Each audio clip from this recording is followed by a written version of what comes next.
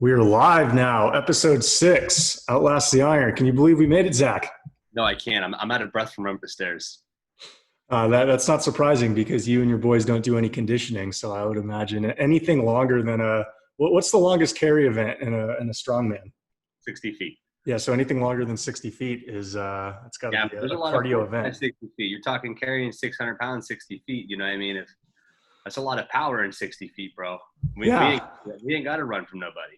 That's true. That's very true. Well, welcome back from a little bit of a break. So for folks who were expecting an episode last week, sometimes we need to take some pauses, and that can start with programming, but it also transcends to work. I think most definitely. I was a little burnout last week. I was to like 3 podcasts last week. My own personal podcast, Outlast the Iron here, and one with a friend. And I was just like, man, I need a break. So how do you explain that to regular people? Because regular people will look at Zach and they'll say, well, everything Zach has me doing seems to be intense, max intensity. Everything that he's doing seems really extreme, right? He lives life to the fullest. He goes max effort all the time, but he also takes breaks. So how do you teach that to people? How do you teach people you need to reset. If you're going to have a max effort performance, you need to have a good reset period before you're going to have a max effort performance. That's a great question. I think it first starts with me is self-awareness to recognizing when I'm not optimal. I realized I was kind of forcing the podcast the last couple of weeks because I just kind of get burnt out on them pretty quick. Because it's a long format conversation. We're trying to provide value and entertainment simultaneously. Mm-hmm. And sometimes it's draining. So I'm just aware that, okay, this is draining me a little bit. And then I start to look at the other, basically, I talk about this a lot, my other metrics of success in my life, which are, family time, my leisure stuff like kayaking, hiking. Mm-hmm. And I was just realizing that my cups needed filled up a little bit more on those ends in relation to the podcast. So I think that really helps. I think if we have set buckets for ourselves, relationship, leisure, hobbies, work, and then like fitness and spiritual stuff, I put all kind of together. Mm-hmm. I realize that I'm getting a little burnout in one area. I realize I don't have enough in another. Mm-hmm. So when I start to recognize that, I just make small adjustments and changes to my schedule. And it actually helps my performance a ton in each area, even the area that I was quote unquote overperforming in, I get better in because I'm able to provide more structure and focus to that one area. When you do something, in and out, if you drink beer all the time, right? When you first start drinking, you only need 2 or 3 beers and you're buzzed up and you're having a great time. But if you abuse it, then you need 20 beers to get buzzed up and have a good time. And there's a lot of negative side effects that come with drinking 20 beers. In fact, that's true. A lot more that it comes with drinking 2 or 3 beers. Yeah. So I kind of put that with everything. Like if I have to work 16 to 18 hours a day to be able to make the money that I'm trying to make, my system's broke. Yep. I have to be working that much in order to get that fulfillment that I want from it. So I stop, kind of like we talked about the other day, rather than hit my head against a wall, I stop, I pull back, and I look for a more optimal approach. I look for the door. And that's exactly how I run my show pony training, which I've been doing for most of the last several years prior to folks who may know that I've been working with Zach for the last couple of months to try to get my deadlift above 500, maybe even the mid 500 range. But for most of the last several years, I've been doing show pony training where, it's very intuitive. I feel my body out and I take a lot of deload weeks compared to most people who are in the shape that I'm in. And basically the way I would do it is, I would monitor my progress and linearly try to improve. So it wasn't conjugate style training. I wasn't, having on weeks, off weeks. I was basically doing, similar stuff week after week and trying to get better week after week. And a lot of weeks I could get better and a lot of weeks I couldn't. And I basically would notice that if I'm hitting 2 workout sessions in a row or I'm plateauing, I'm not really getting anything out of this. And I should probably take a lower load week. And it's really hard to convince myself to do that because once you're in the groove of this is what I'm going to do, I'm waking up at this time, I'm doing this activity, I'm going to have this mental approach, and then I'm going to come home and I'm going to do that. It almost becomes mindless to repeat the same thing. And so some people on the outside looking in might say, oh, you're working hard, you're working hard, you're working hard. But when you're mindlessly working hard, it doesn't feel like it's as hard work. And you can find yourself kind of in that hamster wheel where you're doing a lot of spinning, but you're not making any progress. And so I think a lot of the principles that both Zach and I apply to life have been learned through training, because a lot of the, very, very key concepts, you need rest, you need recovery, you need to train hard, you need to be able to push through pain. All of these lessons transfer. You need to have your positioning appropriate. So many of these lessons transfer, and I think the earlier or the more people can understand that dedicating yourself to improvement in any area of your life, if you really, really dedicate yourself to improvement in that area, will force you to see a lot of connections in other areas of your life. And so if you're smart, then it doesn't matter what it is, whether it's weightlifting, whether it's like you're playing Magic the Gathering and you're a card player, like whatever it is, chess. If you can get really good at this one thing, you have a template through which you can see other ventures that you embark on. And the more you do it, the more efficient you can be with what you do. And the more efficient you can be with what you do, the more motivation you have, because you don't actually have to work as hard to get the same output or to get the same reward. And you sort of get addicted to winning. But I think a lot of people miss that because they haven't quite gotten good at that one thing. And so they're accustomed to following someone else's instructions rather than figuring out how can I be the best at this one thing? And oh, by the way, I can actually learn about so many other different areas of my life by applying these principles elsewhere.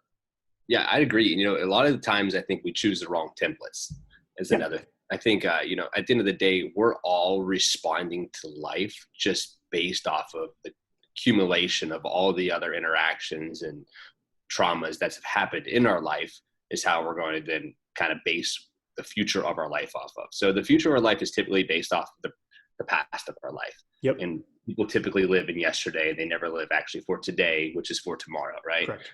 We always live back. So that's a principle that everyone should practice on maybe reapplying with their life, is thinking rather not about your past tense, not your past shame or your past circumstances, but your present self.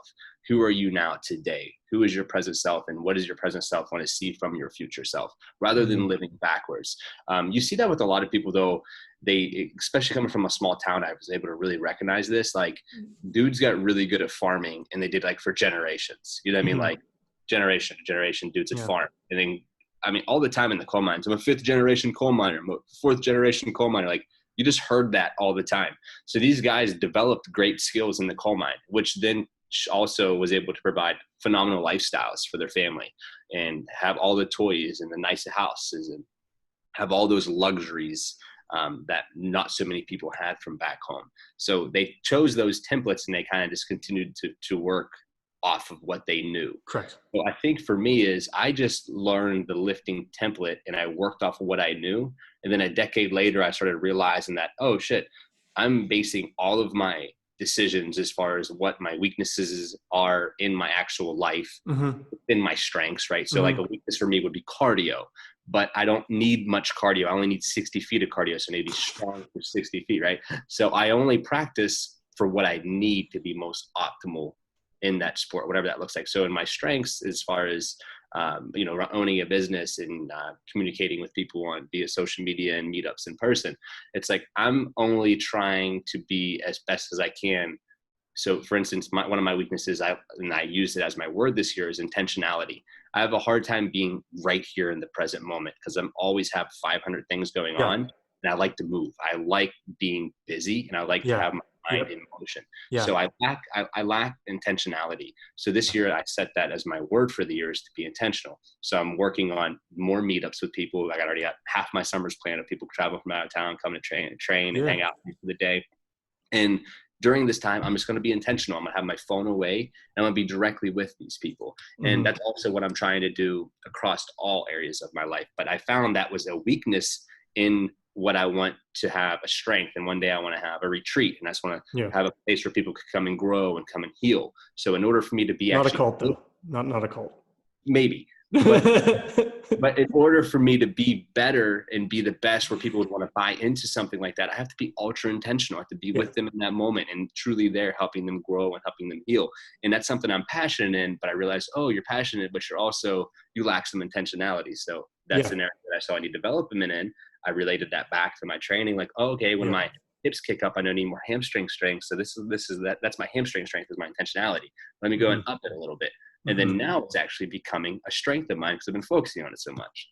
Now, do you think it matters? Because when I look at mental wiring, you kind of look at it. I kind of look at it the same way as physical wiring, where a lot of strengths are on the backs of weaknesses. A lot of weaknesses are on the backs of strengths. And so I know you tweeted yesterday how the older you get, the further you want to live away from people, right? And I was going to respond, and I thought, actually, why don't we just talk about this on the podcast? Where because you evaluate yourself, you evaluate your relationships based on, are people getting closer to you over time or further away? And you've assessed a personal weakness as I'm not being as intentional as I want to be with people. You're forcing yourself into a high effort engagement, I guess, style with people, because that leads to one goal of yours, which, Deeper connection. Yeah. But then how closely is this related to, the need to get away? It's directly related. Yeah. And that's what Ash and I have spoke about this a lot because she's both in the service industry as well. And after a day of serving people, we come home, dude, and there's maybe 2 or 3 nights a week each, and we'll come home, and thankfully they're on the same night sometimes, where she needs like 2 hours just to not talk. And I just need 2 hours just to not talk. Like I just need to be home, fucking wrestling my dogs or laying in my yard, just doing nothing, just absolutely nothing, just disconnecting and refining myself. That's how I'm able to refill my cup. So what I realized over the last couple of years is I grew pretty fast. So people wanted my attention. Yeah. And I wanted to give people my attention because my whole life I worked to be in this position to be able to help people become stronger and better human beings, both physically and mentally and spiritually. So it's like, I'm finally in this position to do this for people. And I just couldn't handle it because there's a plethora of people coming at me, right? Yeah. I had to retract a little bit and realize in order for me to give my best self, I need space and I need distance from people. I can't be coming home and forcing conversation with my neighbors whenever we don't have a ton in common, and they're great people. And I love to say, hey, how's it going? But I can't force an extra hour or 30 minutes of conversation because it's simply just not in me at that time to be able to give my best self. And then what I started realizing is, if I'm going to be able to give my best self, I need a little bit of a distance, and I need to choose when I'm around people. So when I'm around them, they have the best me. They get the full intentional Zach Homol. And a lot of people can't do this because they work a regular job or they have to be there for their employees or their boss. And it's a little bit more challenging. And that's why I'm trying to create a structure and a life that makes sense for me and what my emotions need to be my best self. Yeah. This is one of the reasons why I also work for myself, because I realized that on day 5 of working straight 12-hour midnights at the coal mines, like I'm in there like, fuck all you motherfuckers. Like I don't give a fuck. You know what I mean? Because I'm just burnt out on life and work and overstimulated. And I recognize those things. It's like, that's what I'm trying to retract from. So actually me wanting to be closer to people has everything to do with me wanting to be further from people. Yeah. And I think that's, to fall back on training templates that we all have. It's like the reason why with my show pony plan, I do as little volume as I do, and I take as many deload weeks as I do, and I take as long rest periods as I do, is because of how intense I go in the sets where I'm training, right? My working sets are much closer to my maximum capacity at the 4, 5, 6 rep range than I think a lot of people's are, even if they think they are, because like I know my body, I know how I can manage pain, and I know exactly what I need to feel like to give it, 97, 98, 99% max effort for a set. And that requires rest, right? I can't just go in and bang out, a set of heavy 5 deadlifts and then turn around 4 minutes later and do it again. And not only rest, but recovery. And that's recovery something we're working on.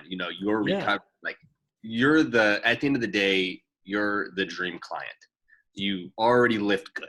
You're already strong. You already know how to suffer. Essentially, I just got to put numbers on paper and you just got to execute. Right. You know what I mean? You understand that I might have to do the same exercise for 5-6 weeks to develop out this weakness. That's hard for some people because they don't want to do that same exercise because they get boredom. They find boredom in that. You realize there's a job that needs done and you need to accomplish it. You know, you have a very strategic way, but it's super interesting when I look at your training, and I looked at your training template prior to us training. The fact that you're able to move at 80+%, 85% typically of your actual max weights for multiple sets and reps through multiple weeks and still have incremental gains over the months, it's kind of crazy because typically training blocks are like this. Mm-hmm. They're waving intensities up and down, and they peak and we drop it back down. We build some muscle through some hypertrophy style exercises, or just more PPP style work, strengthen ligaments and tendons through more higher volume exercises and drags and carries. And then we spike it back up again. Where you're just, and you sit up here at 85%, this is 100, you sit up here and then you deload, and then you come right back up to 85, 90 and you stay there. Mm-hmm. And the only way that I could actually coach somebody in doing this, because I train like that's very similar. I trained above 90% almost all the time when I was like conjugate style a little bit more, but also I was in fully just powerlifting. And it worked real well for powerlifting if you get your rest, the outside life fixed. But what happens is you start to beat up, if you're in those 3 reps or under, you really begin to beat up the joints. You really just start to beat yourself up there. But in the realm that you're in, 4 to 6 reps, that's your sweet spot. That's great for hypertrophy, especially through heavy strenuous exercises. Yeah. It requires maximal effort capacity. You have a very unique structure that doesn't typically work for most people, because they don't do what they need to with their recovery and their mental preparation of understanding. Like the other day, we realized, okay, listen, you're like 94 to 96% recovered. Like that's probably a very accurate number.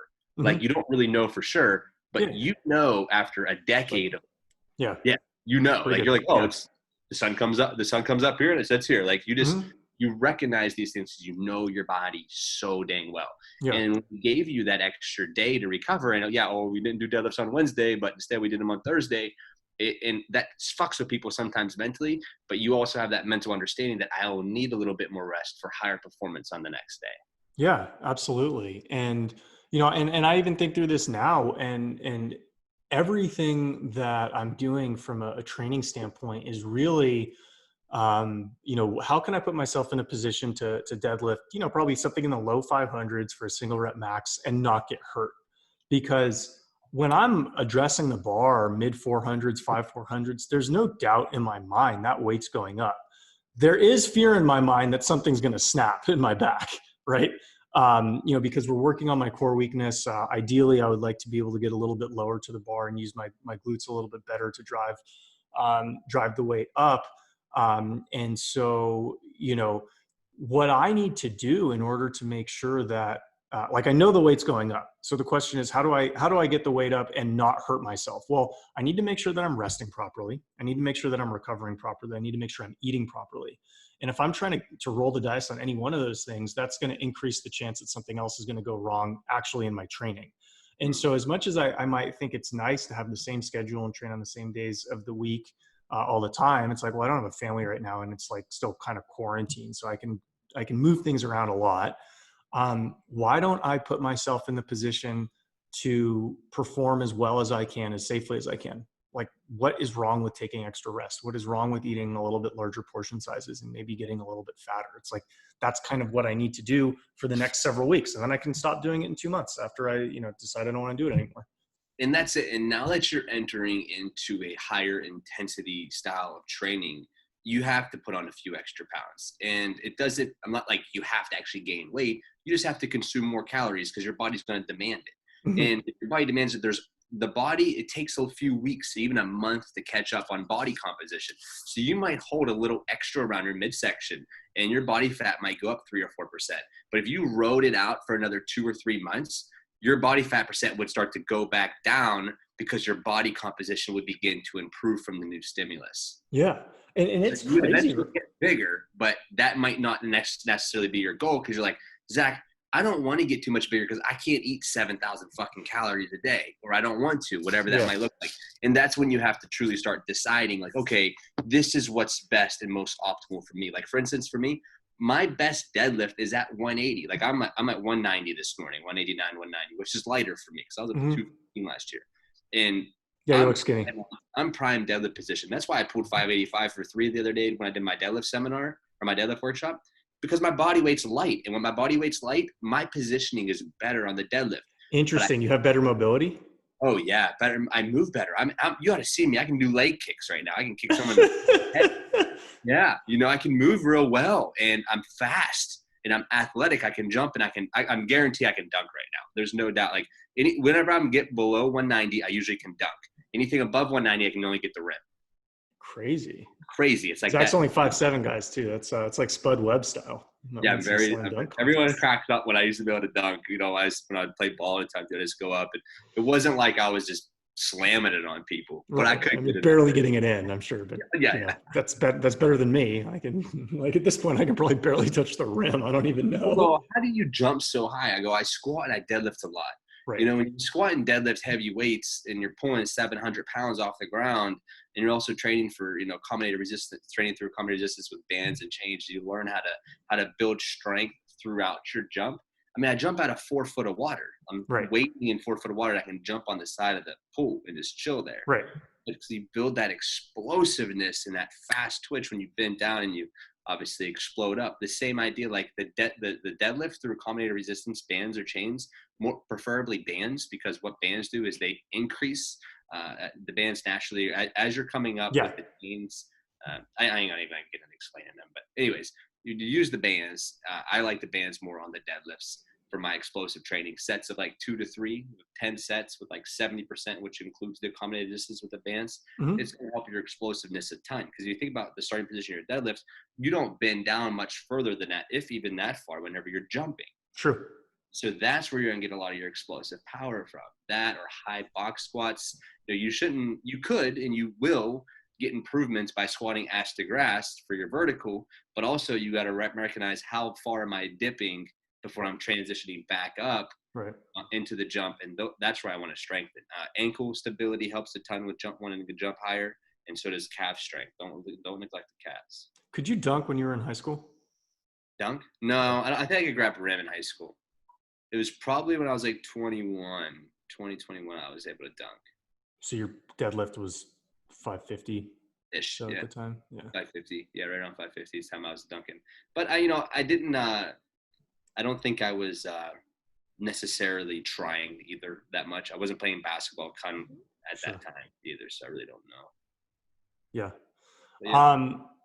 Yeah. That's interesting. So, I guess with respect to, the programming that we're working on, this week, I'm doing sets, 4 sets of 2 for my heavy lifts after doing peak lifting the week prior. So my peak lifting the week prior, we have a couple lifts, deadlift and squats, which I'm doing front squats because I have limited shoulder mobility, so it's just easier to do it in the front.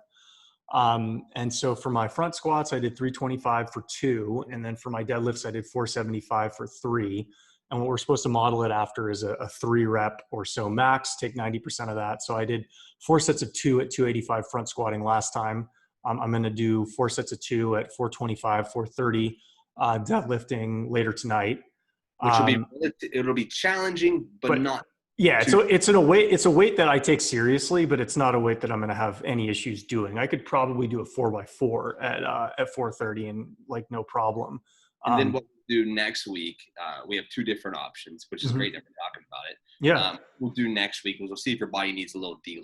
Maybe we'll wait this extra 2 or 3 days before we head into it. We have 2 different options. We either do a 4x2 progression. We will work up to a top set of 2. Maybe that's 485 on the pull, 495. People, 475? For 3, yeah. For 3, so probably 4. We could either do that, or we would do a 3-2-1 progression.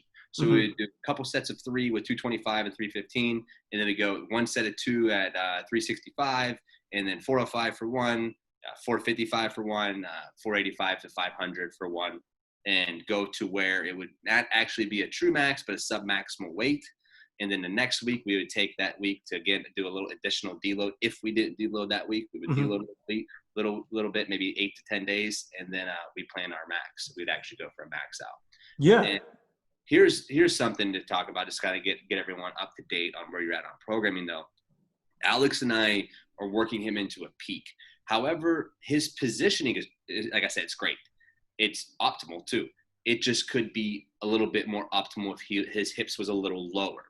Well, if his hips were a little lower, we'll be able to get more quad activation, quad torque off the ground. I only say activation because you got activation because you're squatting, you're deadlifting, right. You have activation, but you're gonna get more quad involvement off the ground. So more torque off the floor by being a little bit more upright with hips a little lower. And he brought this up because Joe, which is my training mentor, had made mention to Alex, your deadlift would improve if your hips went down. And Joe was 100% correct. So Alex and I talk about getting his hips lower. And I said, well, this is the issue of why I haven't gotten your hips lower yet. When we drop your hips lower, your hamstrings aren't quite strong to support the load yet. So as you begin to lift the weight, your hips are going to come forward before they actually gain traction of the deadlift. And when your hips come forward, what that's going to do actually here, so as your hips, so if you're deadlifting like this, right, and your hips are lower, and here's your hips. If your hips come up before they gain traction, your shoulders go over top of the bar, and that strain goes down here into your lower back. So you're saying I'm in a different position. If I start with my hips lower and kick them up, they kick up to a different position than if I just start them higher? No, they kick to the position that they're in now. Okay. Your starting position now. Okay. But your hamstrings ain't strong to support you at the bottom. Neither is your hip hinge. Sure. Hip hinge and hamstrings aren't strong enough to support that load in that light, 1 or 2 inch lower position. Well, why not just put him in it to getting used to it and getting practicing it? Well, here's why. Because Alex just mentioned that he's having issues bracing his core. It's not bad, but he is getting his core is breaking. So if I set his hips lower, he's going to have more momentum. And when his hamstrings catch here and his shoulders go over top of the bar, and his core is going to be more likely to break because he has added momentum from the bottom of the pool. That's why I have him starting in the static position that he's in and strengthen his hip hinge where he's at, developing out his hamstring strength. So the next 12-week cycle will have him 2 inches lower, but his core will be able to handle that pressure if his hips kick up, and he'll be less vulnerable to injury. So it's a longer process to get in the most effective position, but it's also in the position Alex is in for being, super low body fat. We got to recognize it's just like, this is how we keep him injury free throughout his training cycle. And it's so interesting talking like this because, from being involved in sports my whole life, but competitive sports, for my late teens, early 20s, we were in environments where we had to be able to objectively discuss our weaknesses, where it's like, look, you're not fast enough right now, or, you're not big enough right now to get the attention of scouts, or, we need you to be able to hit with more power. And there's like no objecting to it. It's like, obviously this is true. Let's work together to get you as a player better to get to the next level. And this has, from the age of 16, 17, 18, 19 years old has been it's very natural. It's very easy for me to speak with somebody who knows more than me about something, or even somebody who knows less than me, and say, look, these are my strengths. These are my weaknesses. And this is what I'm doing. Bless you, Zach. This is what I'm doing to address my weaknesses. Yeah, I'm not trying to hide them. But then as I got, as I started working in a corporate environment, I almost forgot that a lot of people get really uncomfortable when you talk about weaknesses like that. It's almost like they expect that if you don't talk about them, that you don't notice them. And people don't realize, like, if they're around smart people will notice like everything about you. They'll notice like all of your insecurities, all these things that you think you're hiding, you're not hiding from smart people. You give it away. You just don't realize it if you're not that smart. It's interesting. And by smart, not just IQ, EQ. Yeah. Which I know we discuss a lot about. No, it's funny you mentioned that, because I work with certain clients who, when I discuss weaknesses, you can tell they get uncomfortable and almost like a little bit upset, like angry almost, or like standoffish. And it's for me to then come in and explain, like, listen, and this is something that most of you guys are probably already figured out. I'm very big on backhanded compliments, and I shouldn't be. I am. I'm like, yeah, your abs look good, but you suck. It's not out of a place that, like, I'm trying to push you down. It's just my way of saying, like, listen, you can be so much, I see so much more potential in you. Like, my guys, like, they're around me, not because of the things I tell them they're great at, but because of the things I tell them they need to work on. And that's how these guys, but also like my team, it's not by accident that we keep going to these strongman competitions and we keep winning them. It's not by accident that we keep going to powerlifting competitions and we keep winning them. There's a reason behind why we're having the results that we're having. It's because our gym acknowledges that we have things that we need to work on, which is why we go there. And it's nothing's better than having someone who loves you so much and tells you you suck, and they mean it. And they're like, I can be better at this. Like, there's nothing Alex does lifting wise that's bad. He's great, a great lifter. He has the body that 99.99% of the world would want. He has the brains that 99.9% of the world wants. But it's not my job to tell him everything he's good at. It's my job to make him better at the things he wants to be better at. And I think that's something that we need to recognize as coaches. We have to start stepping up and truly saying, like, no, you got to work on this. And like, I had a guy I worked with a couple of years ago, and he never tracked none of his meals, and he didn't get the results that he wanted, and he didn't track his sleep. And I was like, brother, my man, you got to track this stuff, because if you don't track these if you don't track this type of information, you're not actually going to get better. You have to be willing to put this extra effort in. And so that's my little ramble there. I don't know why. Well, no, it's like people might be paying the messenger, but they want to shoot the messenger too. And people don't realize that. I think this might come from schooling, actually, if we want to go, talk about the educational system a little bit more. Why not? I love teachers too. I think teachers are great. I like teachers too, but I'm talking about the framework that they're required to fit in. I think we just need to clarify some of that stuff.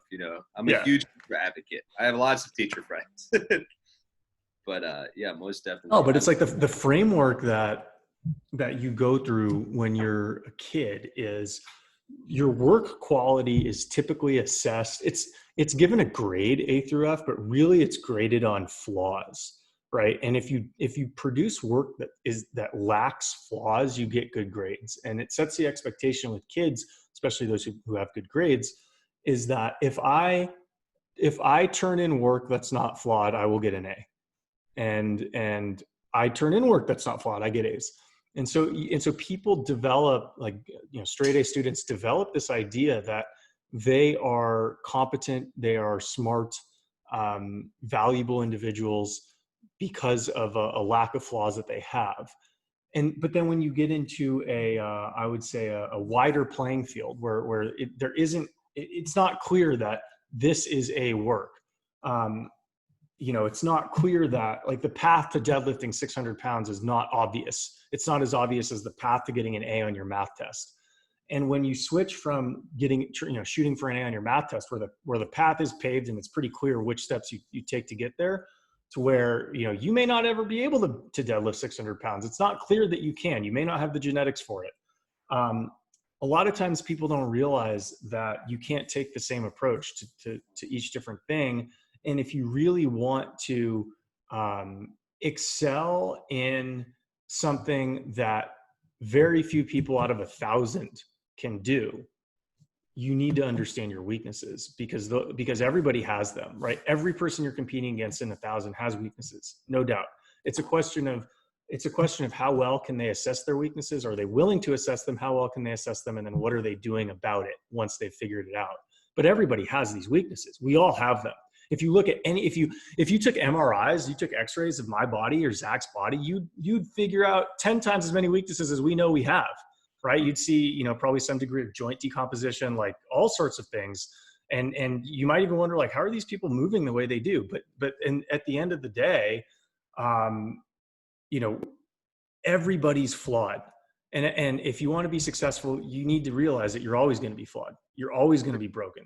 And how do you figure out the right path based on that? Yeah. And it's okay. It's okay to fucking be flawed, to be broke. We're all broken people. And when you talked about the system of I have no idea how these guys could potentially even be moving. I know people in my life, Joel, for instance, had double knee constructive surgery, fucking elbows, couldn't even bend to here, has been shot and stabbed multiple times. Joel shouldn't be able to lift. He couldn't bend his elbow much further than this, right? So he'd lock out his bench. One would be here and one would be here, bro. He would lock out on his right side and not lock out on his left side? Listen, dude fucking benched 500 pounds. Like that. No, they told Joe he shouldn't be doing any of this shit. His hip needs double, his hips are fucked up, his knees are fucked up, his elbow is fucked up, his whole shit is fucked up, dude. He's nothing besides burn the candle on both ends with a blowtorch. That hasn't been his life, right? You can't tell this motherfucker nothing. in his mind, he's still like, dude, he was talking to him. He's still going to bench 500. I'm coming back. I'm parallel squatting 5. Like, he's just fucking, it's a mindset, dude. Like, the doctors could tell him he could never walk again, and he'd go out and he'd squat 700 in 6 months. It's just how he is, and it's how the body and how his mind works. You know, his body must meet the demands of his mind. And that's something that I learned too, that it doesn't matter. Like, my shoulders ache and my elbows hurt. And it's like, I've accomplished a lot of great things in lifting weights, and I've done a lot of cool feats of strength, but that comes with damage, and the body hurts from it. But everyone's like, well, what if you can't? And I've said this before on the podcast. What if you can't walk when you're 50? I said, I'll fucking crawl. You know what I mean? It's just like, these are the mindsets that it has, because if I have that mindset, though, I know when I'm 50, I'll probably be running marathons. They'll not be able to Google. If I went on Google or I got when I seen a doctor, they might tell me I should never be able to walk again anyways. But my mind tells me what I'm going to do, and that's what I do. And I feel like that's where a lot of us miss, is we get so caught up in science and what this says and what this says. And it's like, I've been around enough people who've defined the odds more times than once. So it's just like, I got to believe that the mind is more powerful than we're giving it credit for. Yeah, and it also shows just where people spend time, because you spend more of your time on the ground working with elite athletes rather than in an ivory tower studying their performance, right? It's like your ivory tower is Iron Valley Barbell. It's an iron tower. The Iron Tower. The Iron Tower. And so, you know, when people go through school and they're reading studies, they'll say, well, the average person is going to respond like this, who looks like that. It's like, yeah, because the average person's mind isn't very strong, right? And the average person isn't really able to overcome multiple layers of adversity. And so when you're when you're paving your own path, and this is why I think there's a lot of disagreements between the people who, you know, are good students and the people who maybe start their own businesses and are entrepreneurs, because you need to be able to perceive the world through your own perspective. If you want to be successful in your own business, you need to have a vision. It helps that you can really see something, and if it's unique and no one else can see it, that means it's kind of your own creation. It's your own idea, and you put it out there and you executed on it. In school, you're judged by how well you understand a concept that already exists, right? What was your score on the geology test? It's like, did you read the chapters that were already written? Are you able to regurgitate what's already there? And so the people who are, and that's essentially backwards looking, right? That the types of people who are going to be good in the academic environment I think are kind of the types of people who are going to be more inclined to do backwards looking projections, because they haven't quite learned that format of thinking isn't exactly the right tool to be using in a real world situation. Whereas the people who maybe haven't spent that much time in school, but just know, look, I want to get better. I need to move from this point to that point.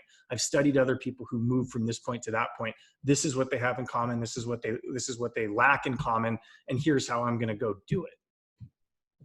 The guy, and I wish I knew his name. We need a third party to fact check us for us. It was like in the 1800s, I believe. The dude who invented hand soap. They put him in a mental institution because they thought he was crazy. I did not know that. Fun fact. I know I have a lot of dumb shit up here. Okay. Completely irrelevant. Maybe. Doesn't really serve much, but it's a good analogy. And the analogy, right? And that's why I like just a fun fact, guys. Learn useless information, because you can use parallels and analogies, and it makes you sound way more smarter. But it also just shows, but what it actually does, and why I actually choose to use analogies, is because it makes it more relatable. People are able to understand you more. Everything I do in lifting weights is all based off analogies. Squeezing like you're taking a poop. That's how I teach the Valsalva maneuver. You don't breathe on the squat like this. You breathe like you're taking a poop. When you push that out, you maintain that brace and that core tightness. Quick tip right there. You guys can, I don't have a Venmo, but Venmo Alex $10 for it. But what were we talking about? Oh, the dude, they put him in a mental institution, bro. Because they didn't think that soap was a thing? Like, they thought he was crazy. That's why. They thought he probably was crazy. Mentally challenged, like mentally, what is it? What's psychopath? What's the actual? Schizophrenic? I don't know. Like psychotic? Whatever. Like, psychotic, yeah. Whatever word that they used for crazy, that's what they thought, I guess, this guy was. But he might have been. Maybe. What I'm trying to say is, it's like, who knows? Everyone who's super smart is a little bit crazy. But, you know, it's interesting, though, to think that, man. It's just like, there's been so many times in history, and history shows us this, when people were outcast, and Martin Luther King, like people who stand out and do things against the grain, against the mold. There's always, and Martin Luther for that matter. Huh? And Martin Luther for that matter. Right. You know, who go against the grain, man, who people think are either a little bit crazy or they disagree with, and it's not popular at that time. Like, there's a lot of that going on right now where it's not popular. Like, certain people are standing up for certain rights right now. And there's like the dude in New Jersey, Ian, who's standing up for his gym, and he's going to war against the people in the New Jersey governor. Like, he's standing up for what he believes in, and that wrestles a lot of feathers with a lot of people. And but that's what it takes, you know, in order to be able to stand up for something that in his world it makes sense. And that's all that he had to make sense of, is within his world. Like you mentioned earlier, you have to stick to a plan that makes sense for you and something that you truly believe in, because that's where you can actually excel. Well, and I think it's not for them. And I think when you look at a lot of businesses and you look at a lot of successful inventors, a lot of the people who are getting them started, you know, they're working, as you talked about, 14, 16, 18-hour days for at least a period of time. Maybe not every day for 10 years, but, you know, every day for a couple months, or, you know, several days every year. Yeah. Yeah. And it helps to have a, let's say, more than natural drive to accomplish something to justify putting that work in. And so I know nothing about the soap guy. I heard about him 30 seconds ago from Zach, but I would guess that it's not impossible that this dude was a hypochondriac and was just like totally scared of germs everywhere. Right. And I'll put this fictional example out there just to show what I would imagine it would take to put the effort behind inventing this soap. It's like, dude, there's been cleaning agents for 2,000 years. Like, they all work. Who would be motivated to improve on the cleaning agents that already exist? Maybe somebody who's paranoid about diseases everywhere, right? And so maybe the reason this dude was able, presumably, to work 16, 18 hours a day to try to invent this soap is because this guy would go everywhere and just like try to disinfect everything. Like, he was the Karen maybe of the 19th century, if what we're saying is true. And it's like, the dude is true. William Shepard. What? It's true. His name's William Shepard. It's true. Don't fuck with me. I know my facts.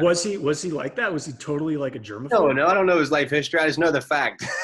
I looked it up a couple months ago. Well, because people think like, oh, you know, they were wrong they misjudged him. Like, it's possible they accurately judged him. That's the other thing, is like, if it maybe they did. Totally cool to be crazy. It helps sometimes. It was, you know, and it's just like, what level of crazy do you choose, and what level of weirdness do you choose? You know what I mean? It's just like, we all have our certain things, and a lot of us are just trying to fit in, though, with what society's norms are. And now, I mean, I guess for you probably get a little, because you live in California. Like, when I went to Cali, I never felt like I fit in more, because like no one was staring at me differently. Like, everyone looked fucking goofy.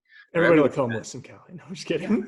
I didn't look homeless in Cali. I know you look sexy at that time. I was a pretty boy in Cali, though. That's right. That's but right. No, you know, it's just like, I don't feel like I'm being judged or mocked now. Don't get me wrong, but it's just like, I look around my neighborhood and it's just like, there's just not a lot of diversity.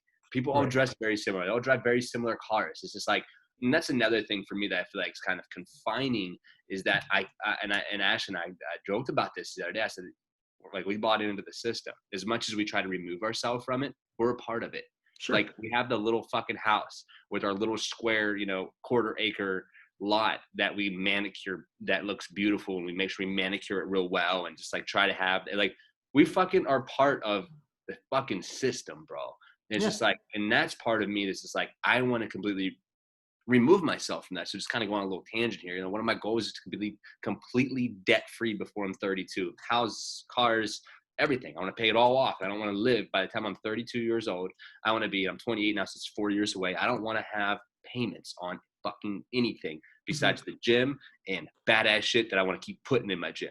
And I want to pay payments on it. I just want to have it all paid off, you know, and I don't want to be a part of any system. You know, I want to be able to have, okay, I only need this much money to live off a month, and that's cool for me. Of course, I have big dreams and goals, but I have a lot of projects that I do are just passion projects, and they might make me a lot of money or they might not.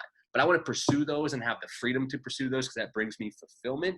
And if I happen to make more money back from it, great. But if not, at least I was serving what I believe was my mission at the time, and I had fulfillment in it.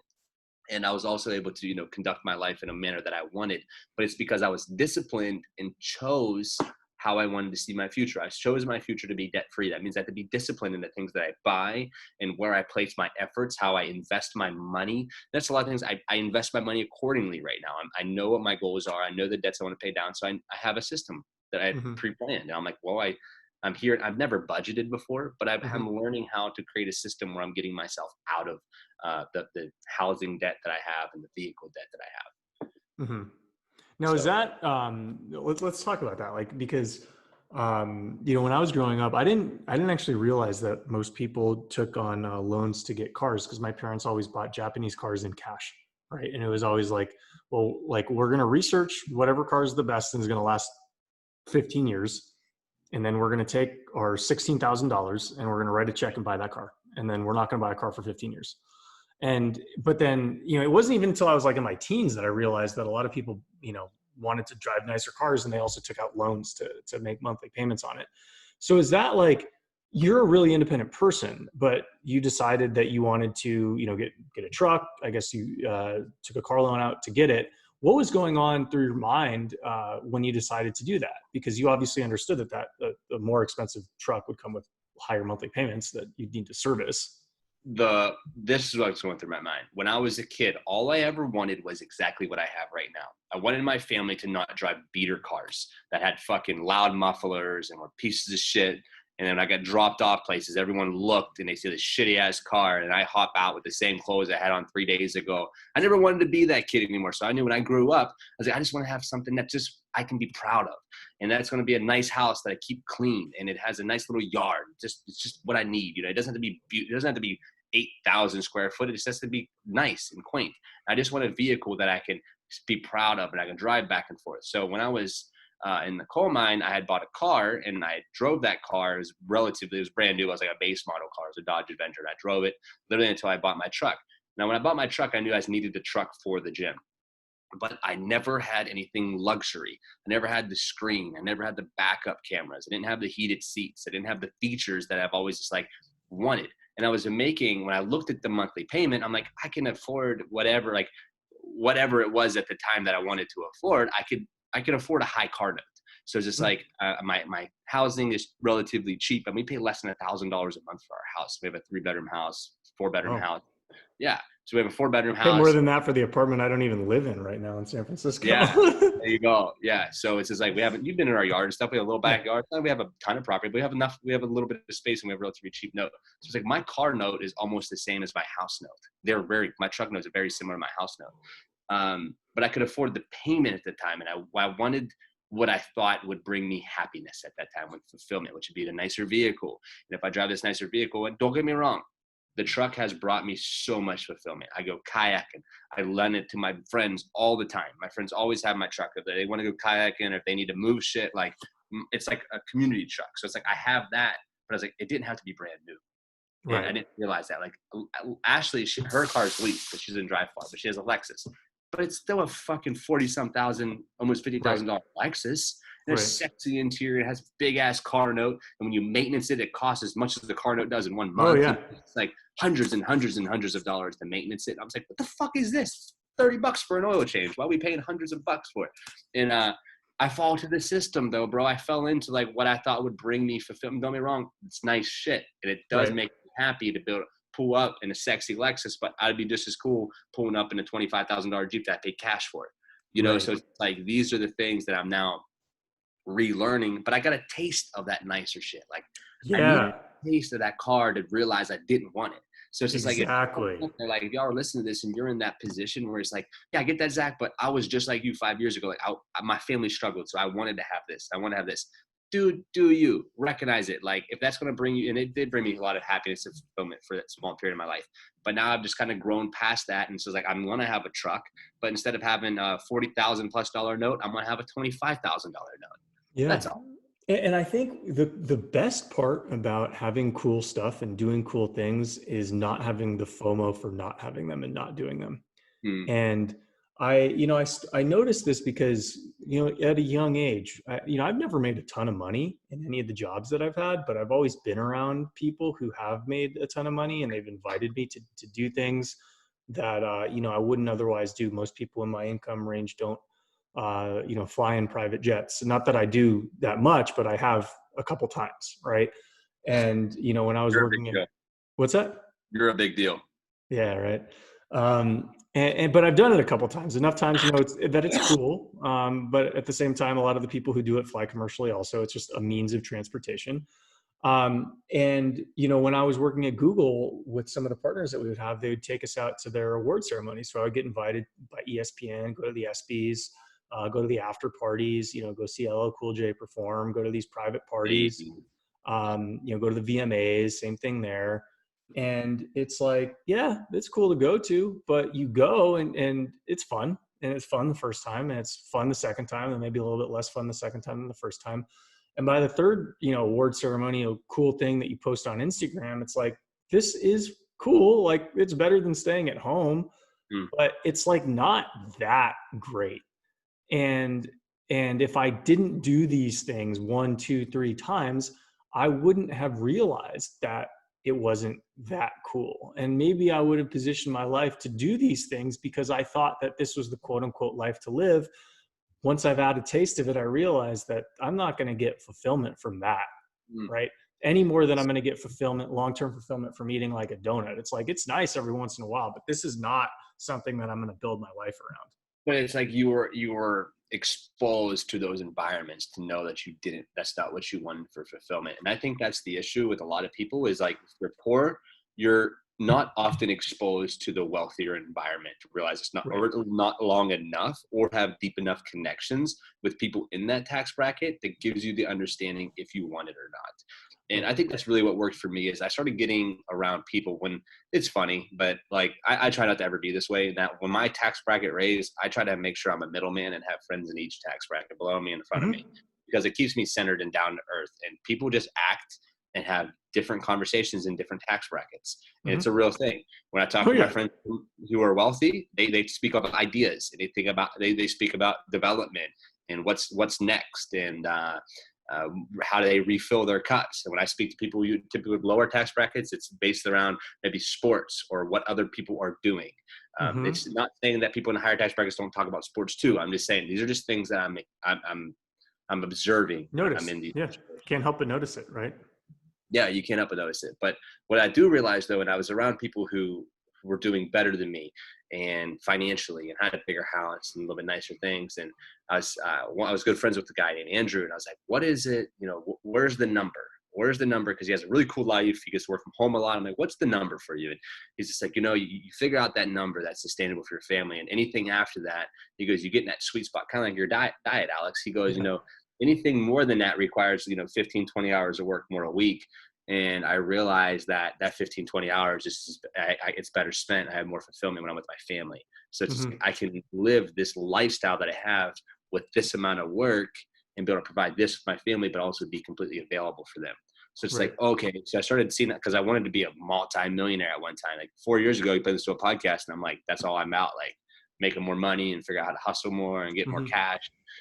My tone has changed over the years because I've been, in environments of people who've had, that $1 million or whatever salary a year or income a year. And I see them, how they operate and how they work. And I'm like, it's a little bit more than what I want to do, and it's just like, I'm just being honest. This is like, it's more effort than I want to apply. Now I'll apply it. You guys know, like, if you've been following me, I apply max. I'm a fucking coal miner. I'm blue collar, hard nose. I'll work hard. I've worked 16 to 20 hour days for the first nearly year IVB was open. But I don't want to do it if I ain't gotta. I'd rather be kayaking, making 6 figures, chilling out with my friends, doing podcasts when I feel like it. Not, what I mean? So we don't get paid for this right here. We're just chatting with each other. These are the things that I'd rather do. DM people on social media and do meet and greets, meet up. Like, these are the things that bring me more fulfillment. And if this is the tax bracket that I'm going to have to be in, at least I know I'm able to provide a solid income for my family. But I'm also to be in this sweet spot in life where I'm not overworking myself. Yeah. And I think it's really hard for people to grasp that idea because, people think, well, if I had millions of dollars, things would be great. And at the same time, a lot of these same people think, well, if I just got that raise, things would be a lot better. Right. And these are two very different things, because that raise isn't going to give them millions of dollars. It's going to give them extra $10,000 more a year.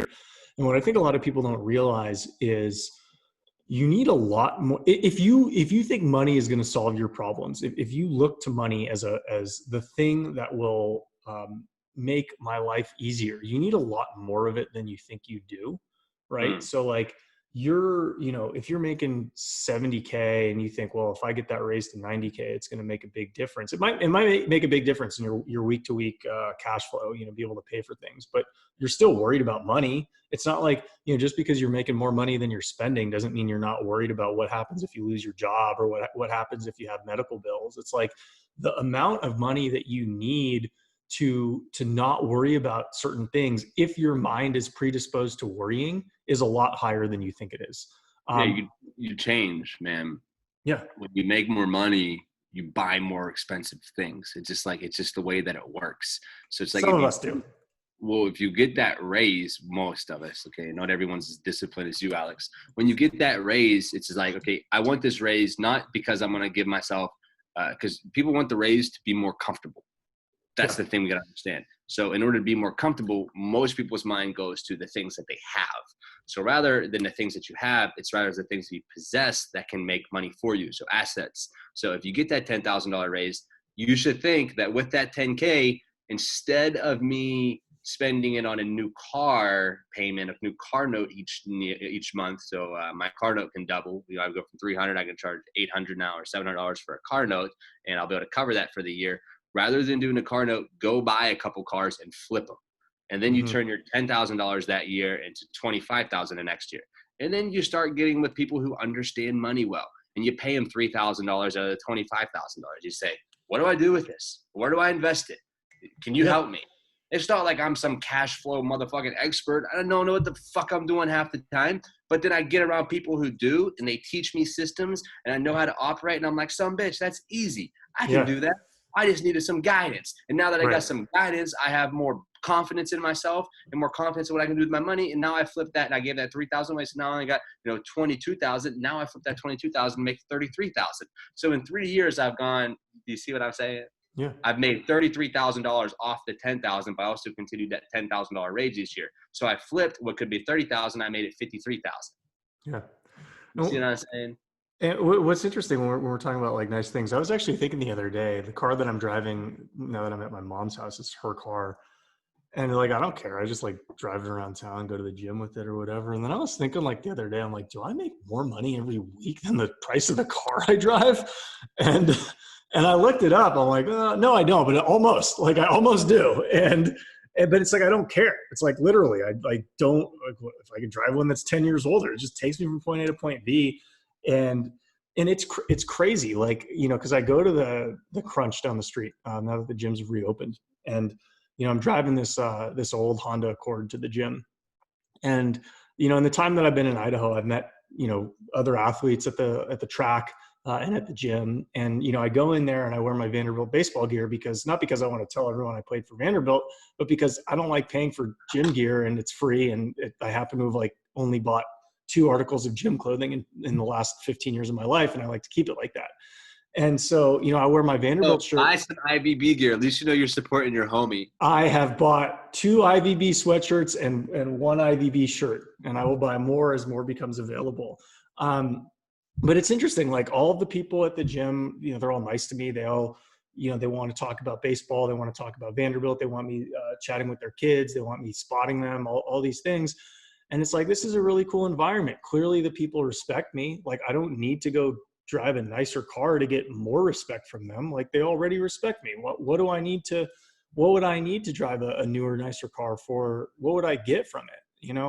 It would just be a more expensive thing to maintain and service on top of other things that I want to maintain in my life. And so, yeah, I guess it's just, and we talked about this one of the other episodes, where it's like, it's just not a priority for me to just accumulate all these nice things, particularly when I'll have friends who can have 100 times more of them. It's like, what am I showing off for? Like, even if I'm doing well relative to other people, some of my friends are doing 100 times better than me. Who do I think I'm fooling?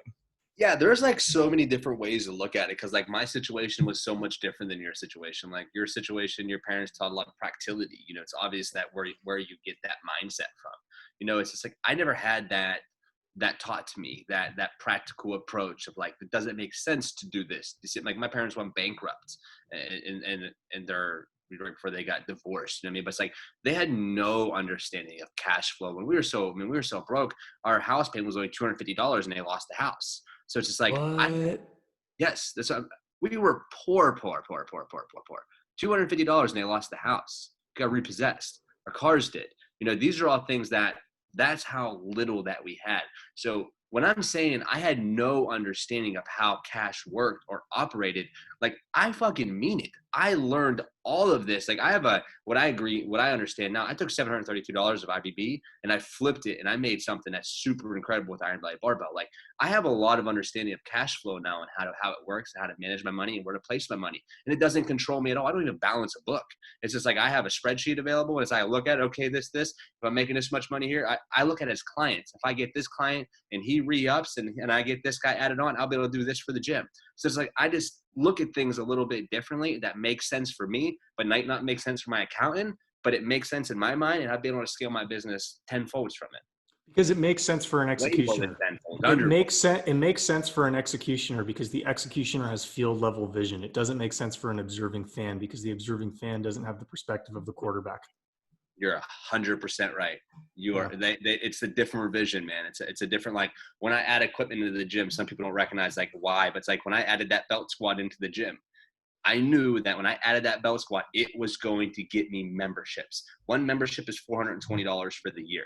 It was a $1,200 machine. I need 3 members to sign up, and I'd be able to cover that machine in that 1 year. So I get a PayPal, 6 months on a PayPal loan or whatever it is, and I have 3 members that show up. If one pays it up front, I know I'm going to pay that thing off anyways. But it's just like, I know that machine was going to bring me 6 to 10 people into the gym because nowhere around had it. Not many gyms have it. And it's just a super cool, useful machine to have for younger athletes as well. And for everybody, you know what I mean? The belt squat is great for everybody. But I knew that. So when I invested into that $1,200 machine, I knew I paid myself back from it. So I'm not going to order things that don't bring me revenue. Like there's things I'll try out in the gym that don't do well, and I just pull them right out. And I'll put something back in that can get me a couple members that makes sense. Right. And this sort of shows the difference between what a consultant might tell a business versus what the business operator might intuitively know. So a consultant or somebody with a more formal education might say, okay, well, these are the trends. This is what people are searching for online, and this is what they're searching for in the Indianapolis area. And we've noticed that there happens to be more of an interest in, say, Pelotons and cardio equipment. The market for gym goers is stagnant, but the market for, and I'm just making this up, the market for gym goers is stagnant, but the market for Peloton and some of these at-home equipment pieces is growing. So, you know, Zach, if I'm your paid consultant, you know, what do you think about investing in, you know, some of these cardio type machines that the people can then do at home? And that would make sense within a closed evaluation system because everything I'm saying would be true. Like you could look at Google search trends. You could see that people were wanting these things and that market is growing. But as an operator, Zach knows, like, is that actually my market? Like that's a market, but is it my market?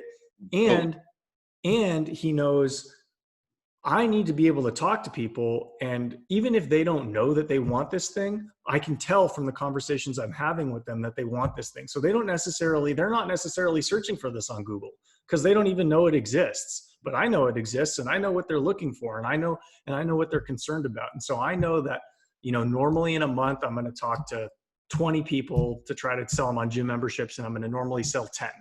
I don't know. I'm just making this up, but I know that if I have this equipment, I'm still going to talk to 20. And I think I can turn out 12 a month for the next 3 months. I just think I can. I know how these conversations go. I can feel them. And then I think finger to the wind, I'm going to be able to pay for this because I can convert based on everything that I'm feeling. Okay. None of this will make sense to a consultant because the consultant can't prove that what Zach's saying is true because the consultant isn't in Zach's shoes. Right. And what the consultant also does, when you just look at data, you don't look at personalities. Like, this Right. is the thing that computers have fucked up with us. Like, there's got to be human interaction, body language, and read it, and how the person's acting, and what I'm in meetings sometimes with people that I do meetups and stuff, and I feel sometimes I just jive really well with the people, and other times it's like there's a disconnect, right? It's just like I can feel if people are not necessarily that if I meet with people and we're not best buds or whatever. It's just like, but I know if I'm able to do business with them in the future, if our personalities are going to jive together and work together well enough, right? So when I'm looking at, gym equipment, and if I were to buy into that bike, well, the issue is when I buy into that bike, that specific, I had a girl who's in bikini prep. Zach, why don't you buy into a stair stepper? Which I should. Like, I think a stair stepper is great. I think a treadmill is great. Like a piece of cardio, maybe one. What do you think about it, Zach? And I said, you know what, I'd like to, but $8,000 to $10,000. And I look at the or 6,000 to 10,000, whatever. That's how much they cost? Stair steppers are, especially for the ones that don't need maintenance all the time, like they're good stair steppers, are expensive, bro. Wow. So it's like, when I look into this and I see the return that I get from it, it's like, it doesn't make sense. But not just the return, because I will eat a bullet for my gym if the equipment will be necessary and it will improve my members' overall health and wellness for what they're trying to achieve there. I will do that if I deem it's necessary for the amount of members that want or need to use that equipment. The problem that I kept on running into, though, is who does this equipment attract? What demographic wants more of this style of equipment? Not the demographic that I care to have inside of my facility. I love when then people visit my gym. Now, there's show ponies in my gym. Don't get me wrong. There's moms, there's grandmas, grandpas. There's people of all different ages and demographics in my gym. But I do know when I get more stair steppers and when I get more treadmills, the type of demographic that attracts. Well, that demographic doesn't mesh as well with the current community that I've already built. So what it kind of does is ruffle some feathers. It creates dividends or divisions, if I should say, in the gym. So what you're saying is the people who go to gyms and expect cardio equipment don't like a bunch of loud music with people with tattoo sleeves and their shirts off. Is that what I'm hearing? It tends to be that way. Yeah. And that's also the reason why gyms like mine failed in the early 2000s, late 90s and early 2000s, whenever Globo gyms came. The reason why they failed is they tried to accommodate their facility for their members' wants and needs. Where everyone's like, well, that's what you're supposed to do. You're supposed to accommodate for what your people want. That's fine. But what you do that is you create a wedge between the culture that you've been creating in your facility and the new culture that's hip and fresh and new that people want to be a part of. So there's going to be a demographic of your population that's going to leave to go to the services that these big Globo gyms are providing. Water, pools, saunas, unlimited equipment. Water? Yeah, water. Fancy stuff. Water pool, not actual drinking water. We got water, like where you're swimming, swimming things that you swim in. People want involved with this stuff. They want to have this in their training regimens all of a sudden now, right? So that being said, they see it's flashier and there's better, and then they want to go there. So you're already losing a portion of that market whenever those gyms come in. But then what gym owners are trying to do is they try to win them back. Oh, we're getting new treadmills and we're getting this and they're getting this.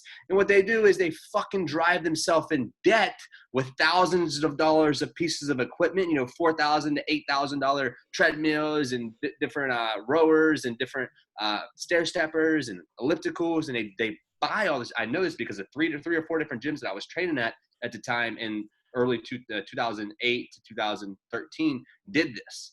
And then what ended up happening was they lost a big demographic of people to like the Planet Fitnesses and the Anytime Fitnesses that was coming into town. Mm-hmm. I'm sure this happened with LA Fitnesses and Lifetime Fitnesses all over the United States too, in smaller gyms. So what they tried to do though is win back that portion of clientele that's already leaving. What happens is they only win back a little percentage of them. That right, little of course. doesn't cover the overhead that they try to use to win them back, or what they thought the new members were want. Listen, now the old members who are already loyal to the old plan and the old community are disrupted because you have new rules and regulations because you're trying to hold on to a new demographic that a culture was never built from you. So then the guys are like, well, listen, I'm hardcore, but there's no sense of being here if they have limited equipment and I can only train I can train the same way at LA Fitness as what I can train at this private gym. I might as well go to LA Fitness if they offer more stuff because the rules are the same here. Right. That's why gyms like mine fucking crash, bro. And that's why they have a hard time staying afloat. It's because they don't pick it. Like, I have my niche and I stay true in it. Like, I don't care if someone says they want this. It doesn't fucking matter what you want. It's only a matter what we want. And what we want is the betterment for everybody here. Not just your punk ass or your punk ass. Like, if the members want to come to me with stuff that they want, they know better to come to me with stuff. Open your own gym, you goofball. You want that? Open your own fucking spot. I don't give a fuck. It's not my job. You see what I'm saying? I'm getting stuff. If you want a fucking treadmill, go buy one, put it in your basement. That's what you want. I'm not here. I'm not Santa Claus. Okay? I'm here. You're starting to look like Santa Claus, though. I'm providing a facility that's best for the people in there. I got limited space, 2,400 square feet that we actually work with and train with, 2,700 total, 2,400 that we use. Every piece of equipment that I have in there has a specific purpose for specific reasons that make people better. So if I'm pulling something out and putting it in, it's for the betterment of not just that one goofball, but the 20 goofballs who wanted it. So in retrospect, this seems like a clean story. I do my thing. I listen to my intuition. I know what's going to sell, and I stay true to the culture that I'm trying to build. But clearly, you're going to have struggles with that, right? There has to be. Yeah. So, like, can you talk through that? You know, what were some of the? I don't have a massive membership base. Like, if you want a gym that has 1,000 members, like, I could probably teach you how to scale it because I understand what people want in facilities, but I also need to have you recognize that you have to deal with 1,000 different personalities, and that when you create gyms that have multiple niches, you have to deal with multiple demographics of people. I don't have a lot of Carmel housewives, which is just a high-end area here in town, coming into my gym wanting Pilates and yoga lessons. Okay, they know that they're not going to get that. You know, I don't have to deal with that style of people. I have to deal with the style of people that I want to deal with. So my goal was never to scale my business to be rich off gym memberships. I needed enough gym memberships just to cover all my overhead. If I can cover all of my overhead with only my gym expenses, including getting the gym, you know, my goal is $1,000 every month of new equipment.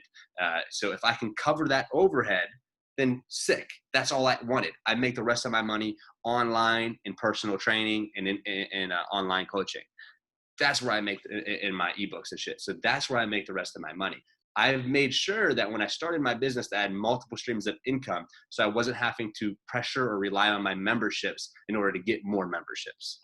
Now, what would be a decision that you almost made? You felt like you were getting tugged in one direction because you thought it would help cash flow, you thought it would help for popularity, but ultimately you resisted. Like you were tempted to get, say you were tempted to get a treadmill or something like that.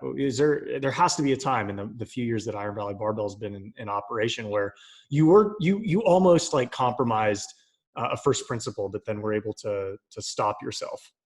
Yeah, I mean, we had an old treadmill that was never used and an old Jacob slider that was hardly ever used, but I was just trying to fill space at the time. Mm-hmm.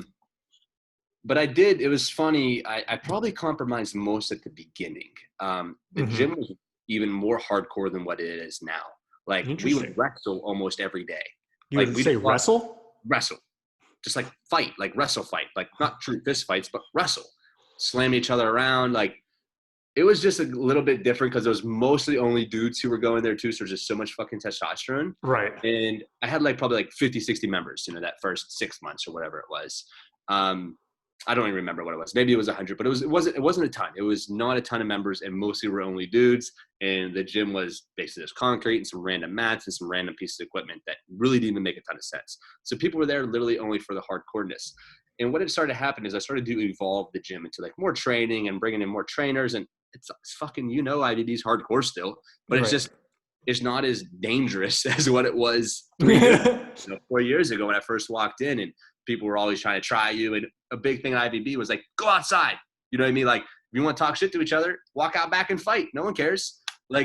How many fights did you host at IVB your first 12 months? No one really got into fights. There was a lot of slap boxing and a lot of hardcore wrestling, choking each other out, intense wrestling matches and intense slap boxing. But there's never really fist fights. Everyone's best friends. But people love it. That's what they wanted to do. No one engaged who didn't want to engage. It wasn't like we were promoting toxic masculinity. These guys wanted to fight. That's why they're fucking there. They wanted to. It wasn't toxic. They wanted to fight. Yeah. They wanted it. Everyone, that's the thing. my people that I run with, bro, like we love to try each other. Like my buddy Brad's fucking, I'm hosting his wedding this weekend. He's 285 pounds. Mm-hmm. I'll walk in and try this fucking single leg. Like the dude's massive. He just falls on me and breaks me. But it's just like, I want to try him. As soon as like, you know, it's just like, it's part of like, I love the guy more than him. For instance, for crying out loud, I'm officiating his wedding. Obviously we have a good relationship, but it doesn't mean I still don't want to fuck with him, you know? And so I think that is one area I almost compromised in, is I try to stay a little bit too hardcore for too long and cater towards that demographic of guys. And a lot of those guys that were there actually don't come to the gym anymore. They have home gyms and kind of do their own thing.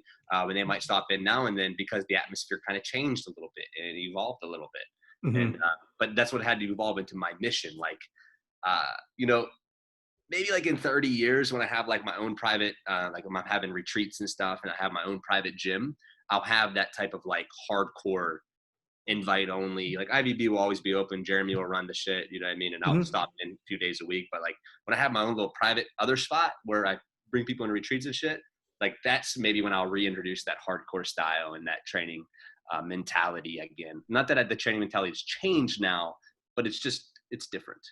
And this is what I've noticed with as groups change. And I think we've talked about this, you know, when companies start in Silicon Valley, and I'm more apt to speak to that having lived there for the last 10 years, they tend to be very hardcore in the beginning. You want hardcore people, you know, your core 2, 3, 4, 5, 6 people, they're going to have loyalty because there is no other group like that for those 2, 3, 4, 5, 6 people. Chances are those first 2, 3, 4, 5, 6 people are going to be weirdos. And they're going to bond together because they're all weird in kind of the same way. And that's what's going to make them strong. But as groups scale, like you're not going to have the most successful, you know, gym you possibly can if it only has 6 members or only has 6 people, you know, helping run the show. Like you need to have a team of, you know, 20, 30, 40, 50, 60, 70. And the bigger you get, the bigger the team you need. And what ends up happening is when you want to scale that culture, I'm gonna go pee real quick. Just keep going. I'll keep going. I'm saying when you want to scale that culture and when you want to scale the community, ultimately, you end up making compromises to your first principles, and those aren't necessarily a bad thing to make because there aren't, you know, the outside world isn't weird like the first 4, 5, 6 people you have in your group. The outside world's going to require you to normalize yourself to accommodate them. And so the challenge for a lot of these hardcore groups when they're starting is how can we keep enough of our first principles such that, you know, the skeleton of our DNA and our foundation is still intact, but we're flexible enough to accommodate new members who might not be as crazy as we are because we need them too. Yep, exactly. Zach is right. You do have to accommodate for newer people within the demographic that you're searching for, though, right? You know, my thing is I'm trying to still fill a need. I'm trying to solve a problem for a super specific group of people. And that super specific group of people, and if I were to say it out loud, what it looks like, it's people who are coming for therapy. They want to do everything they can to get better, to not be judged for the type of movements and exercises they're doing.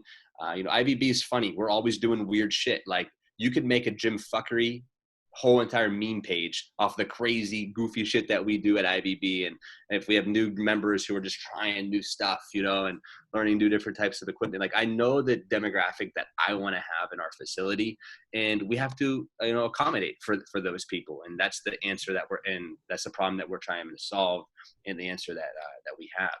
But with that being said, it's also important to have boundaries and guidelines to how far you'll go, or, you know, what you're willing to do to accommodate for people. And we talked about this our first night hanging out, how, you know, I think that this is actually something that's happened with society as a whole, because obviously there's a lot more people in the world now than there were 5,000 years ago, because the technology that we have is better. And so we're able to produce more food and you know, get more from the earth to support a larger human population. But if you look at how like the human brain, human skeletons have changed over the last 30,000 years, in many ways we're weaker than we were a long time ago. And that goes very much against what's taught about how evolution works, survival of the fittest. what I think is going on with human civilization is, as our technology becomes better, the quality of individual, or the quality needed to survive per individual, goes down as the technology, as the societal technology improves. And so what that means is, or something that's slightly related, is the types of people whom that society will want to breed will tend to become more passive over time. They will tend to be because in a society's beginning, you think about the pioneers who settled the western portion of the North American continent. They probably profiled very similarly to like the first 6 people who joined IVB, right? And then if you think about, what's culture like on the West Coast now of the United States, you could probably draw that out in 100 years. And if IVB is still around in 100 years, you could very much see that culture, by accommodating more and newer people, gets watered down in order to accommodate more people. But if you want to be hypercritical of it, you could say that, the types of people who it's accommodating are actually weaker than the types of people who the original culture was accommodating, which would be the case for, say, the West Coast in the United States. The type of person who can survive in San Francisco now, very different than the type of person who could survive in San Francisco in 1856, who came, with a bottle of whiskey, a sack of gold, and a 6-shooter. Ain't that the truth? That's a great perspective that I've never really looked through, to be completely honest. And I can draw a parallel with that with West Side Barbell. West Side Barbell has a documentary out, and they talk about how hardcore it used to be. And it's still hardcore, but it's just changed. They say it's just not quite the same. And when I was going there on Sundays, guys would say that all the time. Like, it was fucking hardcore there. But they talked about it being 10 times crazier before, and it was just like our gym, Jordan's gym. There was multiple times that I was throwing fucking weights at Bart and fucking getting into it and screaming. And Joel, like, I've expressed stories about Joel motherfucking me, telling me to get the fuck out of the gym. And it's like, it was a different culture, man. And it wasn't nothing personal. And that's the thing, people take everything very personal now. And, they don't really have thick, rhino skin, man. That's something that you got to work on. And I would just really like to promote out. And what I'd really just like to, I think, share is people were just getting to a point where we're so worried about other people's feelings. We're so consumed with, the coronavirus is a great example of 99 point, it's 0.2% death rate, I believe now, for the coronavirus. I think it's something like that is what I've read. It's a 0.2% death rate. So it's like, we're literally accommodating for 99.98% of people for the 0.2%. 0.02%, which I think is, there needs to be guidelines. There needs to change this. Do we need to flatten curves and not overwhelm hospitals? Absolutely. But this nonsense that they're trying to produce right now, it's like, if you remove yourself, no matter where you stand, wear a mask, don't wear a mask, do whatever it is, live the life that you want and live your lifestyle that you want. But you do have to recognize right now, it's like, if you're this motherfucker, though, I'm a little fired about. I'm talking about it for a second. If you're Let's do it, Zach. If you're this motherfucker, though, who's like, you gotta wear a mask, do this. Where were you last year when 3.4 million people died from the world's water crisis? Where was you? Why wasn't you advocating for these people? If we can just save one life, I'm all about saving lives. I've ran charities. I'm involved in shit like that. I love to save lives. I love it. But I'm also pro-choice on how I get to choose to handle my body and the freedoms that to go with my body, because I pay a lot of fucking money in taxes every year out of my hard-earned money, and I provide myself this motherfucking freedom that I have and I deserve because I pay for it. And the people who came before me paid for it as well. So I get to choose what I do, and I shouldn't have to accommodate. And I told Ash the other day, I wouldn't wear a mask if it was 50% motherfucking death rate. I'm going to choose what I want to do because it's my motherfucking choice. It's just like, these are things that I think people aren't truly recognizing, is you're being biased, whether you want to believe it or not. Oh, you got to wear a mask because you're saving people. Fuck you. Who was you saving last year? You're caught up in the pack mentality. You're caught up in someone else is doing this. So you're like, well, this is what this study said. And then there's an opposing study that says the complete opposite stuff right now. It's total chaos. It's total crazy. But I'm speaking to the old noble ones. You want to scream at people in restaurants and gas stations and shit for not wearing a mask. Was you screaming at people last year for not providing clean water for 3.4 million people who died from it? No. Were you doing anything for world hunger? No. What was you doing in your previous life pre-corona to do things that, if you're so noble to just saving one life, what were you doing to shut down the entire economy or your entire self in order to provide that for other people? It's easy for people to do this now because they're receiving government assistance. And it's easy to talk crazy when you're comfortable. Mm-hmm. So I think that as I get older, I didn't want to get into that. it's fine. I think our audience understands. And our audience can also see the tweet that I put out a couple of days ago of me filming myself in front of Qdoba, throwing my mask and glasses on, telling Zach, does this get me banned from IVB for the rest of my life? People can wear masks and glasses in IVB. I don't care what they do. I don't care what anybody does. It doesn't bother me, but just don't care what I do. Do whatever you want to do. But if you're just so noble and you feel like you're wearing a mask because you're that one guy who's like, I want to save lives, make sure that you was doing that last year. Make sure you continue to do it next year. Not just when the government says, oh, it's okay to stop wearing masks now. Are you still going to wear masks, though? Because there's still potential. Right. And when the government says we can go back to work and stuff, there's the coronavirus still exists and it will still kill people. So you better keep your motherfucking mask on for all the year and all next year until they find whatever it is that you want them to find in order to be able to heal this. And that's the thing that gets me. It's just like everyone's super biased about it right now, but are you going to keep the same energy next year? Right. What do you do, oh noble one, to save that one life of so many people who are dying? And why I use the water crisis is the number one thing in the world that's killing people right now is the world's water crisis. Clean water, yeah.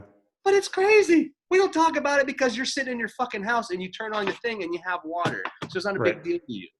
Well, so I think this goes back to sort of one of the things we talked about in an earlier episode where as I've gotten older, in my late 20s and early 30s, is I've come to realize that if I want to be able to communicate with 100% of people, not just like 50%, but like if I want to be able to communicate with everybody, I need to understand their fictionalized reality, right? Because everybody has I would say 97% of individuals live in some sort of fictionalized reality. And the 3% who don't are like really hard individuals. Maybe they served in wars, they got their legs blown off. They just have an understanding of how brutal aspects of life can be.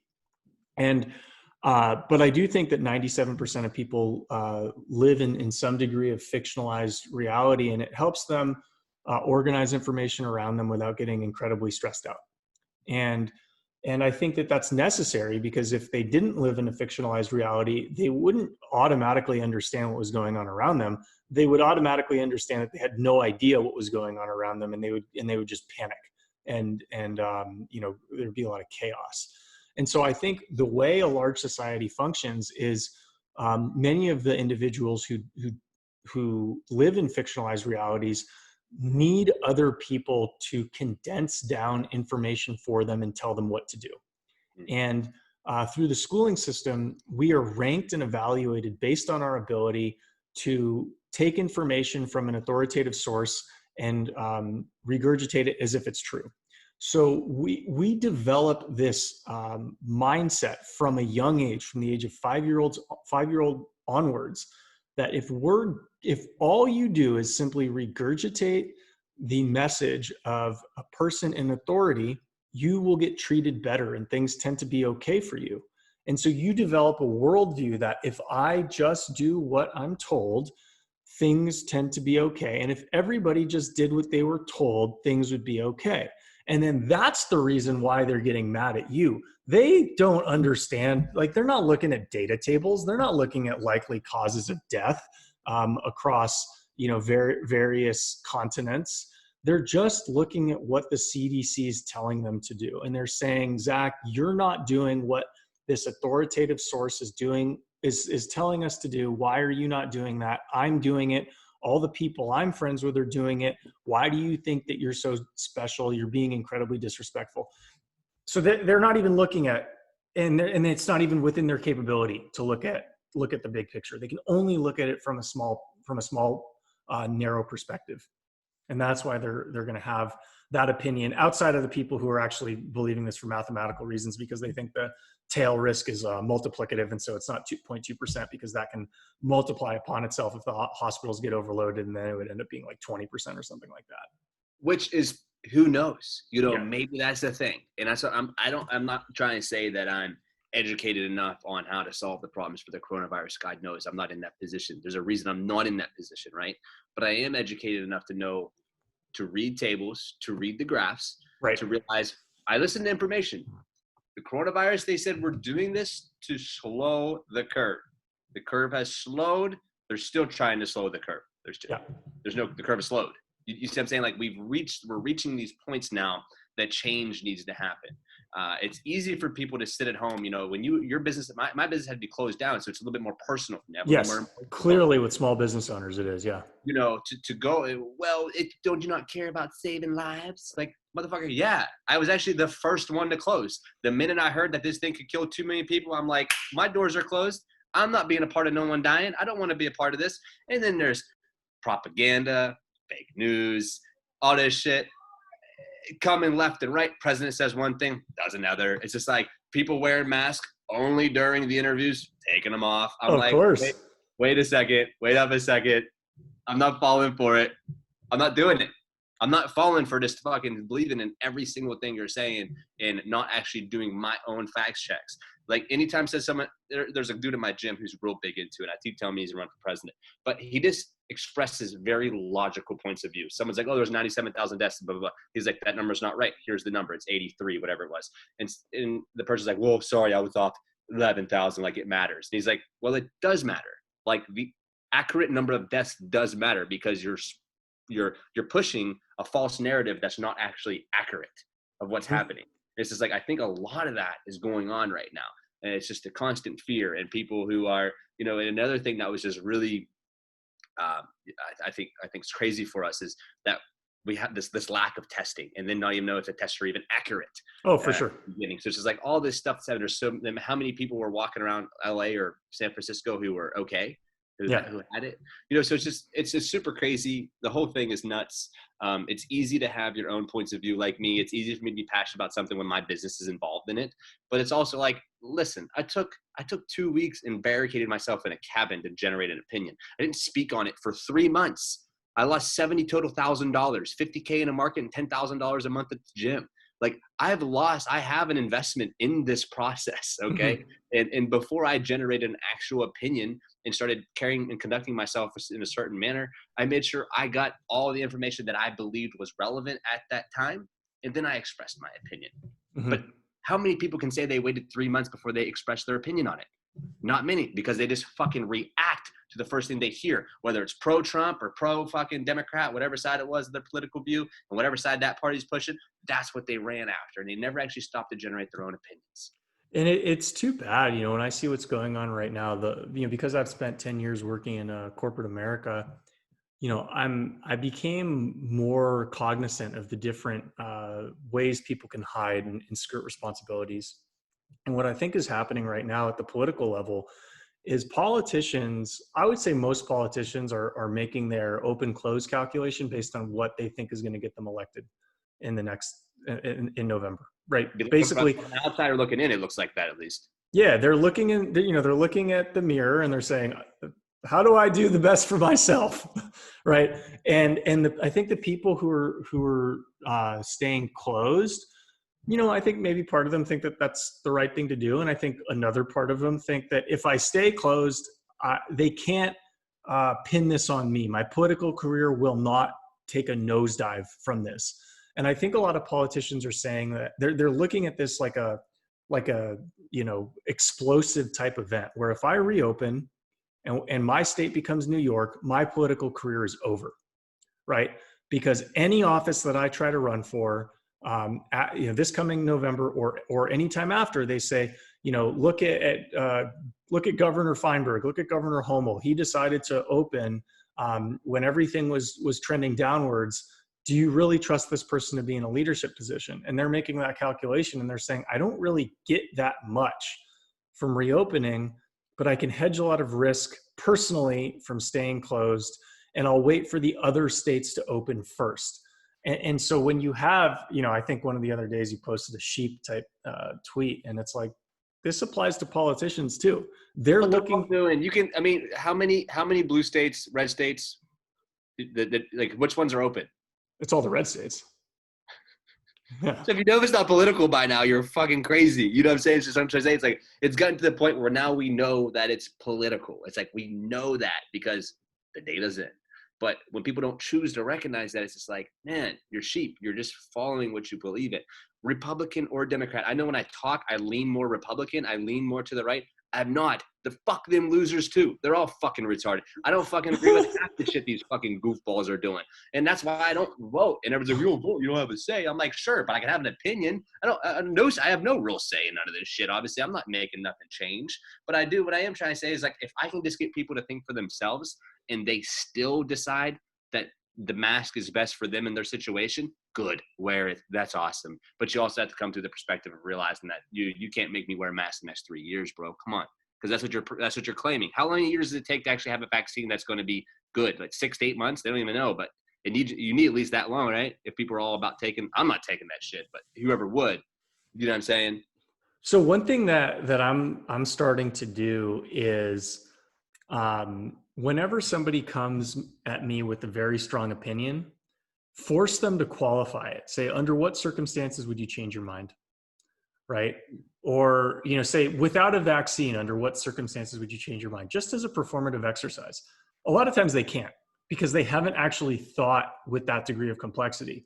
Like, most people don't realize that if you want to make smart decisions in life, you need to have nuance. You need to say, this is what I believe under these conditions. Not this is what I believe and I'm done. It's this is what I believe under these conditions. And if this, that, and the other thing changed, then my belief itself would change. If you force people to admit or show their work, show me that you've thought through this rather than you're just regurgitating what you were told on CNN, 2/3 of people will break down. They can't do it, because there is no way that they can look at it with any degree of nuance. It's just hammer, nail. This is what we do. Okay. How long are we going to do this? What if there is no change? What if it becomes apparent that XYZ industry or XYZ department of the government is concealing information and not presenting it truthfully? Then would you change your mind? And how far do we need to go for you to change your mind? And this can go with whichever side of an issue you're on. Force the people that you're talking to qualify under what circumstances they would change their mind. And if they can't, their mind's not ever going to change. Yeah, that makes sense. That makes a lot of sense. And I like the idea of challenging people with that. But what have you found since doing that? People back off a little bit, right? If you do it nicely, if you do it, and the way I do it, my deliveries are never good. I never do anything because I've already made my mind up. And I think that's part of my, knowing when I'm super passionate about something and a belief. I'm a very open-minded guy. But when I hear people just start to regurgitate headline stories, numbers that aren't even practical, I feel my emotions elevate, because I'm just like, because I know their perspective. Your perspective is you're looking at the butt of somebody else, and you're just saying the same things that they said. The same thing they shit out is the same things you're eating, the same things that you're shitting out. So it's just like, when you have this, someone who either is super biased in one approach or one idea in relation to another, and they can't provide information back to them, then where does it go? So some people are too stubborn to change, and you're not going to, those people you can't touch. But what I encourage even people who I work with, people who report to me at work, question-based interrogations. So rather than telling people you're wrong because ABC, ask questions that expose their incompetence, right? So, if you force somebody to come up with an answer that he doesn't have, he knows he doesn't know what he's talking about, right? Whereas if you just hammer 3 facts at the person, like, what about ABC? Then they're going to number one, they're going to completely avoid addressing those 3 points. It doesn't matter how good they are. They're going to sidestep them and say, well, what about these 3? It's exactly like a boxing match. It's like you throw your good punch. It's like, well, I'm going to get away, and then I'm going to throw my punch. We're not accomplishing anything there. Wow, that's such the truth, man. And that's what you see a lot of the argument. That's why I don't express a lot of these views so passionately on social media. I'll just drop little nuggets here and there, but because I don't care to get into debates. I'm not on social media to argue with people. That's why I do it on this very closed-ended platform where people can have their own opinions, but it doesn't matter. I'm having my conversation with you and with a person that is an open-minded enough where we can discuss and have passionate conversations about, whatever this looks like. But it's a crazy time to be alive. Nonetheless, moving on from that, I think it's crazy. Yeah, I hope things begin to start evolving for us. And I hope that, we as people start to hold our media to a higher standard, and that will require us to stop watching the news. And it's just hard for a lot of people to do, but we know that they're putting out false information on both sides because both sides are contradicting to each other. We know that they're really taking snippets of what certain people are saying. Certain people who are running for president and certain people who are president, they only take snippets of what their conversations were, and they try to put them on blast. It's like, we know these things are happening, guys. We know that if we only read the headlines and news stories that we're getting clickbait information, we know the type of world we're living in right now. It's important that we observe that and we take the data for what it is and make our own decisions based off of it. Like, I literally had the conversation the other day with Ashley's grandma. She didn't realize that things on the internet couldn't be true. She believed everything on the internet was real. She just got an iPhone. What? She's like, oh, if you could type it in, I just thought it was. No idea. She was telling Ash some crazy shit. Ash like, wait a second. What? And she's 80. She doesn't know. Because the typeface, man. It's because it's a clean font. She assumes a clean font is good. But let me tell you, there ain't much difference between her and the 30-year-old housewife living up the street. No, I know that's true. They both think the same. One's like those, I know everything's not real on the internet, but they don't have the intuition or the understanding or self-awareness or confidence to be able to base their own opinion off of it. So it's just like, they know some of the shit, like people know some of the shit they read is super far off. But since they're kind of leaning to the right or kind of leaning to the left, fucking right, and they go with it. It's crazy, man. I think that's cool. I think we should wrap it up with that. Let people marinate on that for next week or so. Yeah. And Zach and I can get on with our days. But thanks everybody for taking the time to tune in to episode 6. Join us for episode 7. Peace out. Peace.